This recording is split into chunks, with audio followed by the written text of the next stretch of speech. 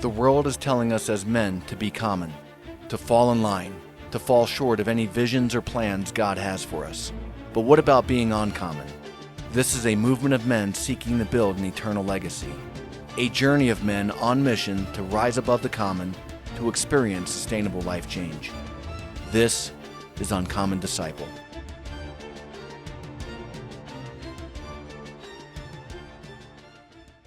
So someone I mentioned on the podcast once before, and we talked about him a little bit before you came on, was a guy named Jimmy Graham. Yep. And I was telling you this, that Jimmy, myself, and Danny Cook, who you know, which is a crazy story in on itself, we all went down to this Men's Pursuit for Truth outreach men's event put on by Walking in Truth Ministries. And a good friend of mine, J.P. Donnell, had encouraged me to go. And we want to be a Jesus and Jiu-Jitsu outreach ministry here. And I was like, yeah, I'll go just so we could be an outreach ministry here, not expecting that God was going to, beat us up. Oh, yeah. Yeah. And I say that like he really wrecked us individually in a good way. He did an amazing work in all of our hearts.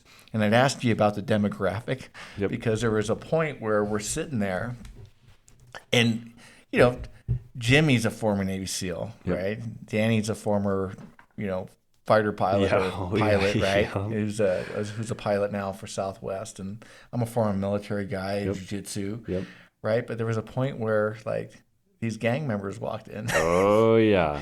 And it's and it was awesome. I mean, I kind of got excited, but I could see that there were some guys around the room, and one guy just had these tattoos, dude, head to toe. Yeah, it's my favorite. Right? And I just looked around, and I saw a couple of guys going, "Oh crap!" What's going on here? Right? Is he sleeping in my bunk room? And so that's I think a normal thing that people think because again, we live in a judgmental culture where we judge people on outer appearance instead of what God said he judges, right? The heart.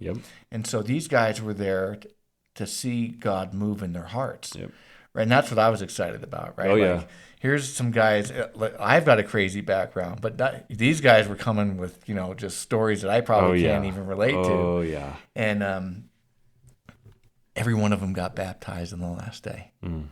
Right? There was weeping and celebration. And I just went, man, I think there was a couple of guys that were like, I think I'm going to leave, on the first day when these guys were coming in, right? So it's like, but you would have missed God just doing an amazing work. Now there's an event I was telling you about that Jimmy's putting on this summer up at the Glen Eyrie Castle. It's a men's event, and he's going to be doing a life skills discipleship type of format that maybe we'll bring you out there just to kind of see awesome. Some of the structure. He's got some different topics that he's put together, and again, it's grassroots. It's like okay, the Lord put it on his heart. It's probably not going to be perfect in the world's eyes, but it's like this is what God's put on his heart, and let's just get after it and see God do a work, right? And so, this demographic, if you will, is one that I think the Western church likes to kind of, I don't want to say stiff arm, bro. But maybe keep a little bit of an arm distance. The undesirables. And go, hey, Zach, you go do that, bro. Big time. You go take care of that. Or, like Tyler's wife, how she was excited about, going to do. And my wife certainly would be excited about doing stuff like that. But we were also talking about how women get more excited about doing these types of ministry than men. Women want to work harder than men do right now. It's insane. Isn't it the craziest? Yeah, it's insane. It's unbelievable. It baffles me. Yeah. Where I see this. I see it here. I see it in our vocation. Guys just kind of want to sit home. Yeah. And everybody wonders why America's where it's at. It's because men are not rising. Not rising. I don't. I've heard more. I'm all in and fired up, and that wasn't actually true. Then I can't even say. It's crazy. I want to. If we want the world to change, the whole image of the way a man is supposed to be is so tainted and disillusioned. It's unbelievable. A real man is somebody that shows emotion. It's somebody that can openly have a conversation. It's somebody that if you've got an issue with somebody else, you go speak with them and you talk it out. There's all these characteristics of what a real man actually is, but the way today's world views as a real man is lazy. You don't stand up for things. You've got, this is not speaking bad against women, but you've got women running everything, or husbands just delegating things to their wives because they're lazy and they don't want to do it. Yeah. You've got 99% of the world's issues right now stem back to father issues. You've got fatherless homes. You've got dads abandoning kids. You've got all this kinds of stuff, and nobody wants to rise up and fix it. Well, for you and I both grew up in broken homes. Yep. Right? Yep. And so my mom, right? Yep. My dad was like, I'm not paying support. That's right. He kind of, stiff-armed us, when him and my mom split up. She kind of was trying to take the lead, as mom, doing the best she can. I mean, I was off the rail. So, she had no easy task, bro. Believe me. And to this day, I just go, I don't, like, if I was in that position, even as a dad, man, like, I don't know if I might be in jail. Like, I would have killed all my kids. Yep. I'm just saying that, tongue in cheek. Yep. But it just, I don't know if I could have handled a kid like me. Mm-hmm. So, and I say that because when you're addressing these type of life issues and cultural issues with the men that you're coming across, right? And this is a men's discipleship podcast. I know that you minister to women as well. And that you've got, your wife, Melissa, probably ministers greatly to the women. Yep.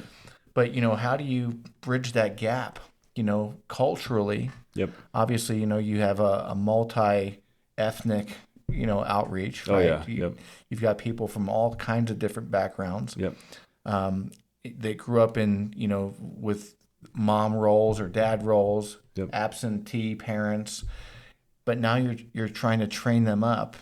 And tell them what it means to be a man of God. Correct. Yep. Biblically. Yep. Not with what the world is saying. Correct. But according to the Bible, here's what it means to be a man. Yep. Right? And so, obviously, you're meeting their material need, right? But also addressing the faith side. Do any of them come to you that are already like, hey, I just gave my heart to the Lord, or I was in prison and, like they had a Bible study and, and I came to faith? Yeah, there's a mix. There's those that have already come to Christ, and then there's those that have hit that hard point that they're finally so broken that they know there's something more. Well, even in the recovery community, right? Yep. I mean, if someone comes from an NA or an AA background, right, they come with a higher power understanding and not necessarily an understanding of who Jesus is. Yep. Right? So now you have to navigate that. Oh yeah, that has been one of the craziest situations, because you've got these people in AA, and they started out with the Serenity Prayer. Mm-hmm. They don't say the full thing; they say half of it. But then even in that, they're teaching people to worship things. Like, if your blanket makes you comfortable, that's what you worship. That's what you're creating a relationship with. So then I've got to come in and say, well, no, that's crazy. That's called an idol, and you're putting an idol before God. Number one, that thing's not going to do which anything is interesting because when you study AA or NA, either one of them, AA came first, which has been around for a long time, done great work, with helping to get people sober and keep them sober, right? So I don't want to minimize what AA has done. No, not at all. Correct. Done. Yep. And I would argue that they started with a God-centered heart. Oh yeah. Right? Because if you look at all of their steps, right, they're all spiritual principles that you can find in the Bible, which are good things, right? Like confession, right? Taking inventory, like these things are things that as believers we can go, man, even if I did that as a believer, man, I probably could, I could probably put some spiritual disciplines in my life that don't exist. Exactly. Right? Yep. So there are some great things from that, but Correct. navigating this higher power, Yes. This worshiping, Yep. My cat, Yep. Or whatever. Exactly. And I don't say that jokingly. People really say, like, hey, my cat is my higher power, or Yep. my blanket, or, Yep. Whatever. Yep. And not understanding that there is a savior of the world Exactly. who loves them. Yep. Right. Yep. And it's that God has sent his own son to die for everything that they've done. Yeah. No matter what. Yeah. No matter what. Because you hear some crazy things in the recovery community. Yep. Right. And so a lot of the people that you're ministering to, and I would argue that a lot of people that come out of prison, they probably have had some addiction. Correct. Right. Or some mental health issues. Yep. Right. Which comes into healing and deliverance and discipleship. Correct. I mean, these are things that Jesus, Yep. he didn't care what people. Not at all. Like prostitute. Okay, cool. Yeah. You got leprosy. I'm just going to walk right up to you. Yeah.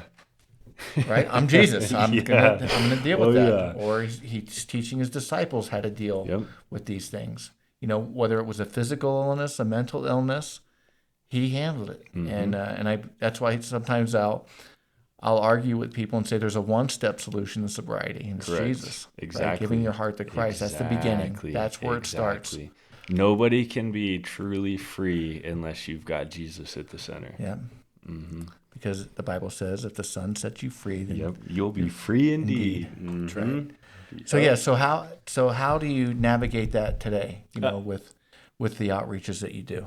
Bro, I'm gonna tell you the number one thing that has worked every single time is love. These people are so used to somebody cussing at them or treating them like crap or just judging them right off the bat. They're not there every single time, dude. They're taken back because nobody's come to bless them with a food box. We get phone calls because if somebody doesn't answer the door, we'll just leave them right there on the porch. We've gotten phone calls that people are like, hey, I think you left this at the wrong house. I want to make sure this wasn't left for somebody else. Like nobody's used to this, dude. Like none of these people, it breaks my heart. It sounds just like ownership. Yeah, right? Dude. It's taking ownership. Yeah, exactly. Yeah. Of what you're doing. Yep. It's they're considered the undesirables or the untouchables. So nobody wants to go show them love. So even just the smallest amount of love shown to them breaks down a barrier. And that I would say it's showing love and then being true to your word. Like if I tell somebody I'm going to do something for them, or, hey, do you want to go? Like there's this family that we're working with right now. The son and the daughter, it's all a mess. But I asked him, hey, do you want to go to young adults and make friends and start building a relationship with God? And he said, yes. And I said, all right, well, I'll be here at 6 to grab you and I will take you. He wasn't used to somebody saying, I'm going to be here, and actually being there when they said they were going to do it. So he spent multiple weeks of me doing this the day of or the day before. Hey, bro, are we still on for tomorrow? Has anything changed? And I was kind of getting a little irritated, but then I had to chill out and I said, but wait, he's so used to being hurt and promises being broken all the time. He's just needing that affirmation and that confirmation. And I need to chill out and keep giving him this because he's building trust with me. Hey, bro, let me just tell you, it happens in ministry, right? When the Bible's very clear, let your yes be yes and your no be no. Yep. A lot of people speak before they think. Exactly. Yeah, bro, I'm in. I'll do it. I'll do it. Yep. I'll do it. And then all of a sudden, it's like it's time to do it. That it's entails like, what? I don't want to. I have to do this or I have to do that. Right, which is very interesting. And I'm not saying that people don't have legitimate things to do or correct. Things come up, travel comes up, and that's where as believers we're a body. Yep. Right. Exactly. And so if I can't do something, I'll say, Zach, hey man, I can't keep this commitment, bro. Yep. And I made this commitment and this thing totally came up. Can you step in and be my hand? Exactly. And it's like that's where that's where we work together as the body of Christ. But I'll say this, that I was telling you about that movie that I took my son to go see. Yeah, my son and Colin Cottrell, who's been on our podcast. We did a thermal imaging pig hunt out in Texas last week. And we decided one night we're going to go see the movie The Covenant, that new movie about the Afghan interpreter and the army sergeant, that's out in patrol, and this interpreter saves his life. And the government had made all these promises to the interpreters, hey, they're going to help them get their visas, blah, blah, blah. So Army Sergeant goes back to the U.S., finds out now that the interpreter is on the run from the Taliban, and he's living this cush life. He can't sleep, and he feels like he's got a debt to owe the interpreter. And so it's like, keeping to your word. Exactly. Being a man of your word. Right? Keeping commitments to debts. Or things that you've said or you've promised. And that's this idea of the movie title called The Covenant. It's like this agreement that can't be broken, right? It's like, that's not normal in today's society. It's not. And so for someone to question that, that comes from a place, and you and I were just talking about this, right? Because we've both been disappointed, at certain times of our lives, either before we were saved in our childhood, like kids get promises. I mean, I know that I've probably said things to my kids that I didn't keep my promise with, that I go, oh crap, and I always try to, each week we do this little family sit down, like, hey, did I make a promise that I didn't keep? Yeah, Dad, you said you were going to take me, blah, blah, blah. It's like, oh crap. Yeah, maybe I did say that. And now I got to pay up. That's correct. Right? Unless they've been jerks. Then I then I delay it. But it's just not common today. No. So this place of insecurity that this guy, hey, Zach, are you really going to be? You're really going to be there? And again, we've talked about this in ministry where a lot of pastors today, yeah, bro, let's go get coffee. Hey, I'm going to have you over for dinner. Hey, we got to get together. Blah blah blah. And so they start saying things. It's like, don't even say it if you're not going to do it. Exactly. Right? Like, or they say it like, oh, I definitely want that demographic of people in my church, and you start bringing them, and they say, no, I don't want that anymore, and it's unbelievable. Did you see the Jesus Revolution? Oh movie? Yeah, right. Yeah. It's the same exact thing. Like, hey, we want to go reach all people, right? Go make disciples of all the nations. Correct. Except the hippies. Except the hippies. Yeah. So it's like, hey, we don't want those pot smoking, barefooted, crazy people in our church. It's like, yes, that's exactly who we want in our church. That's exactly who needs to hear about Jesus. And what's crazy? And it's, I honestly think this, dude, because this is what I've just witnessed. This is what I've experienced. But I think Christians are more tainted and twisted than these people that are coming out of these lifestyles. I feel like I've had more issues in the Christian world than I've had helping people that are broken and really need help. Well, because I think that as Christians, we're still all broken. Yeah. Oh, yeah. Right? Like, I'm probably one of those guys. Well, and I was guilty of this too. Even when I first came to Christ, you come to Christ and you think, oh, I came to Christ, everything's gone. Now I'm just perfect. And it ain't like that at all. You've just began the journey of growing. The surface. Exactly. Well, again, and that's where, as brothers in Christ, we're called to encourage and exhort one another.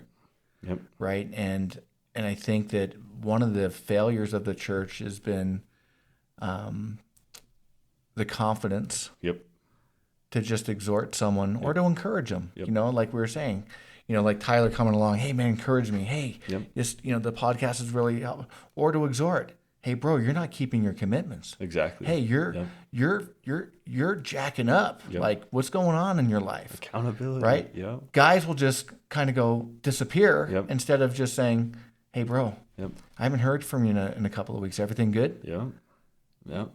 Right? Like, oh, yeah, everything's good. No, it's not. No. Because I haven't heard from you in 2 weeks. And so this Walking in Truth Ministries, and guys, if you're listening in, I want to mention them because we had just an amazing time. It's walkingintruthministries.org. They do this event in the Texas Panhandle. They do an event for men specifically. It's called Men's Pursuit for Truth, and they do a Women's Pursuit for Truth. But it's an amazing life-changing event that was just amazing. But here's what happens in that men's pursuit for truth. Oh, yeah. So we get assigned a class number, basically, right? So I was in P8, Pursuit 8. Pursuit 9 just happened last weekend, right? Okay. So then you have this group of brothers that are in a Signal chat discussion group. Yep. And so when you don't respond to things, you start getting phone calls. Hey, bro, I haven't seen you on the Signal. You've disappeared a little bit. What's going on? Yeah. And at one of these events, we were told that a couple of guys had driven up to this guy's house in their truck, drove right up on his front lawn, dude, and blasted their high beams into the guy's windows, and were like, "Come out now!" You know, like the dude was hiding, like we need friends all like drunk or drugged out. You know, like seeing this big old pickup truck, driving up on their front lawn. Right? It's like, could you imagine, dude? Like, back in the drug days, seeing this big 4-wheel drive truck. Oh, you think it's pull up and you're like, you're already tweaked out anyway. You're gone. Truck just pulled up and you're going, what the fuck is going on here? Bad trip immediately. So it's like, but this is the extent that these guys, that they come to. And so your ministry is going to have to be that way, because a lot of these guys and gals have been let down all their life. Yep. Right? Yep. So creating that group, that culture, where it's like, and they all can't, you can't be Zach Daddy, right? And I say that, kind of jokingly, but you want them depending on the Lord. Correct. And not Zach. Yeah, I'm just here to help. But also depending on one another. Correct. Because you might not have a gift that someone else has. Correct. That can minister to whatever it is that they're facing. Yep. Does that make sense? Yep. And that's where I see a lot of division in the world too, is there's a whole bunch of solid ways to do a whole bunch of different things. Even like in Redemption Squad, we have a structure, but I know God does things differently with each individual as a leader. Like he might have me do something different than the way somebody else does it, but you have to keep that atmosphere open, because the second that you start shutting down anything like that, you're immediately shutting down an individual's possibility of figuring out who they are. You take away their opportunity of seeing what they're good at or what they're not good at, or, hey, I really liked that and I've got a crazy passion for that, so I'm going to seek that.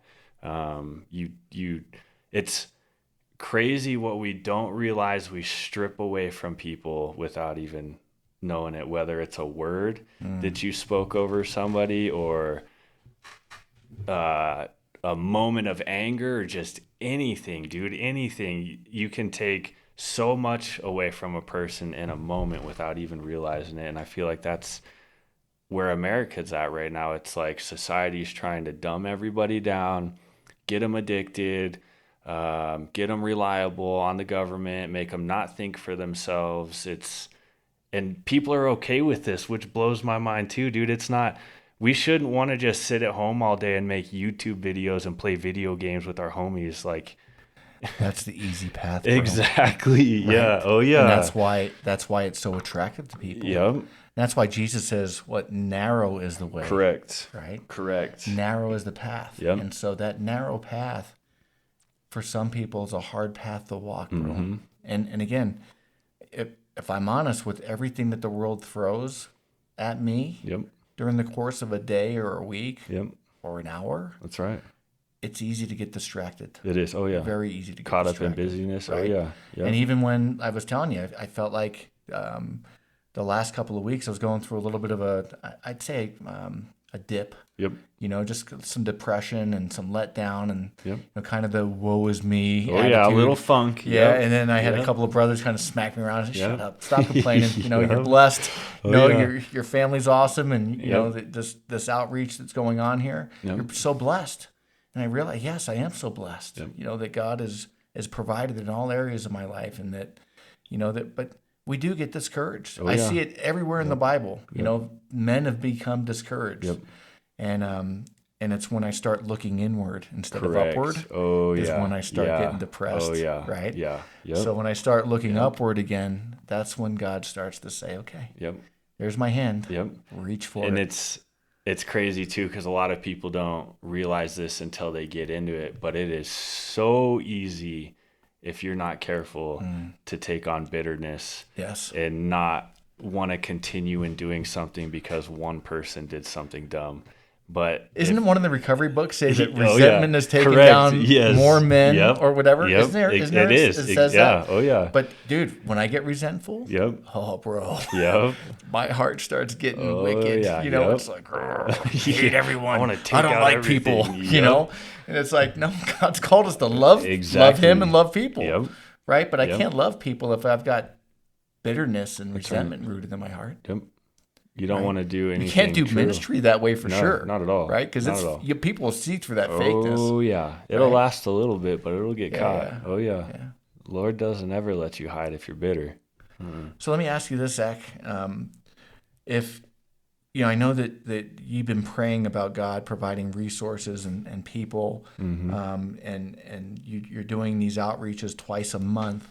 If guys are listening in right now, and again, a lot of guys, like, for me, when I start looking inward and not upward, right? And not looking for where, hey, God, where can I be used, right? Maybe this is somewhere that and again, we're in Castle Rock, but guys are listening from all over the place. Oh, yeah. If they wanted to get involved in the ministry, how could they do that? So you could go to our website at redemptionsquadministry.org, and then you could just go to the contact link, send us a message. It goes directly to me, and then I can lay you out with all the info. It goes to your staff. The staff of one. Oh, the staff of one. Yep. I love it, bro. Oh yeah. Hey. Yep. Hey, it's my phone number is on the jiu-jitsu card from when we opened 2 years ago. Oh yeah. Right, and I still get phone calls sometimes. People are like, "Hey, is this the jiu-jitsu?" I'm like, "Oh yeah, I guess it is." Do you have a card? Yep. That's one thing I've been nervous about, because I was like, man, if this takes off, I'm gonna have to get rid of my number. Get rid of the cards. So let me ask you this: if someone might be listening and they say, "Well, I have a family member or a loved one, or someone that I know that's coming out of prison, or that's gotten out of prison recently, or is coming through some addiction," right? How could they get people involved with what you're doing? Same way? Yep. So you can either... you have a referral page or... Yeah, so I should have said this as well. So you can go to our website and do that, or you can just email directly to redemptionsquad888@gmail.com. I would give out my number, but I'm not doing that. Yeah, don't do that. Yeah, well, it's on the website. Yeah, it's on the website. Go check it out. And what's the website? redemptionsquadministry.org. Good. Now let me ask you. We do like a final thought. What would you like to speak in the men's lives that are listening right now? That, and again, if you guys are listening and you have not listened to episode 31, to just hear Zach's testimony. Actually, I remember Jared and I talking about this when we did that podcast. As you were talking, I think if I look back at the video, I was in shock. Oh, yeah. I was just like... There was that, there was that moment. I couldn't believe what was coming out of your mouth. And it was like, are you kidding me? Yeah. Like we hit it right off the bat. Yeah. Oh, yeah. So it was, you held nothing back in that first 5 minutes. And I was like, oh, this is set the tone for a podcast. That's right. Yeah. Yep. So, but if you were speaking in the guys' lives right now, right? What would you speak to them as far as an encouragement or a word of exhortation? Yep. So, with all that's going on in the world right now, with gender confusion and all this other nonsense, if you are really, really, really seeking on what God seeks in us of being a godly man, I would recommend reading Matthew, Mark, Luke, and John, and really study them and read them, because it's the Gospels, but it's the account of Jesus' life, and God calls us to be representations of Jesus. So you will get to see in all 4 of those books how Jesus acted, how he interacted with his disciples while they were in the action and while they were not in action. And God requires that same personality that was inside of Jesus to replicate inside of us. And I think for a lot of men right now, if you can lock that down and you can build yourself a foundation in that, you're going to be real successful. Amen. Well, good. This has been a great podcast, man. As usual, and I'm excited to see what God's going to do and how He's going to provide for you, because I know He will. Oh yeah, always. And we're going to be doing some things this summer that we talked about before the podcast. Yep. Again, everyone, thanks for listening. And if you want to get involved with Redemption Squad Ministry, go to their website and or call Zach on his cell phone. It's on his website. Walking in Truth Ministries. If you're in the Castle Rock area, please feel free to drop by Balm Jitsu. We are a jiu-jitsu academy, faith-based here in Castle Rock, Colorado. Extraordinary things going on here. Great group of guys and gals and kids doing jiu-jitsu. The Omni Cafe, amazing boba. One of the only places to get boba here in the Castle Rock area. I think it's one of two places, but we're the best boba place here in Castle Rock. And again, it's a great place to come and do Bible studies. It's faith-based, but everyone's welcome. I say faith-based, but everyone is welcome into both places. We welcome everyone, and we love on everyone that comes through. Yep. And so if you're in the area, please stop by and say hi. Yep. And we'll see you soon. Thanks for listening. Peace.